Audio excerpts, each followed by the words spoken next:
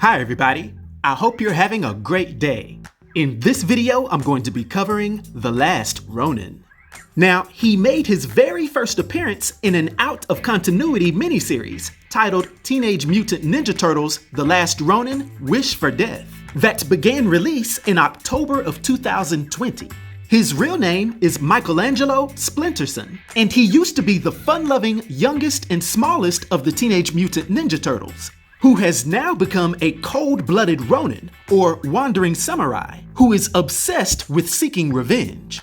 Now, the turtle's height and weight are very hard to pin down, but the best estimates I found is that Michelangelo is 5 feet 4 inches tall and weighs approximately 180 pounds. Also obviously having no hair and green eyes, but now he wears a black bandana over his eyes instead of an orange one. As a mutated turtle, Ronin Michelangelo had significant abilities, having low-level superhuman strength, speed, agility, durability, and stamina, while also having a slightly enhanced recovery speed, kind of like a mini healing factor. As the last Ronin, he was a master at ninjutsu and the martial arts, becoming much more skilled and disciplined in his more determined state, going on to perfect the usage of all of his family's weaponry, including the katana, sai, and bow staff, in addition to already having mastered his nunchucks. He was also very skilled at using shuriken, aka throwing stars, as well as being so good with the tanfa that he could deflect incoming bullets. All of these skills would very much come in handy for this mad turtle on a mission.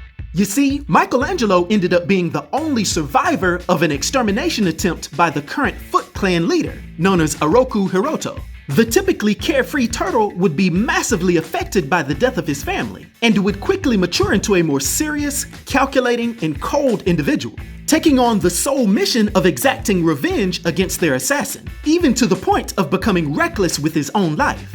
To stay focused on his missions, he would always bring their masks, weapons, and his father Splinter's book, which is even more evidence for just how much he missed his people. But eventually the Ronin would decide that it was time for Oroku to leave here, dedicating himself to what he considered to be a suicide mission and scaling the wall of the Foot-controlled New York City to infiltrate their territory. It's then that he would nab a motorcycle that actually belonged to a young woman named Jones, and charge this bike as far as he could take it into Oroku's compound, crashing it into a tanker truck that created a blazing distraction. His fight would begin, but he would quickly crash through a building and be badly injured. Ironically, Jones then showing up and deliberately pointing the foot in the wrong direction, which helped Michelangelo escape into the sewers, where she would end up following him. While down there, Michelangelo would prepare for seppuku, or ritual suicide, but would pass out from blood loss, then waking up later in a hospital bed being taken care of by his friend April O'Neil, who he assumed lost her life in the same explosion that took out Casey and Leonardo. Come to find out, this Jones woman was actually April and Casey's daughter, named Casey Marie, whom, by the way, Michelangelo would end up mentoring in the martial arts. Nevertheless, as soon as Michelangelo was healed up just enough to get back at his mission, he would once again embark on a campaign to take out Oroku, despite the protests of his brother's spirits, who he quite often debated and argued with. But the last Ronin would have his wish, and would confront Oroku in a final epic battle. And despite his enemy showing masterful skill, the power and sheer determination of the last Ronin would overcome, and he would take out Oroku, albeit at the cost of his own life. However, there would be a silver lining to this for Michelangelo, because we would finally see him reunited with his father, brothers, and Casey in a heavenly-like realm. So little Mikey would end up being the hero after all.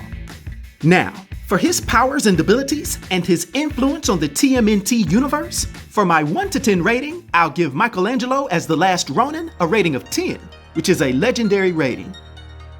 I hope everyone enjoyed this video. I'll talk to you next time. Be sure to like, subscribe, and join the new Sage.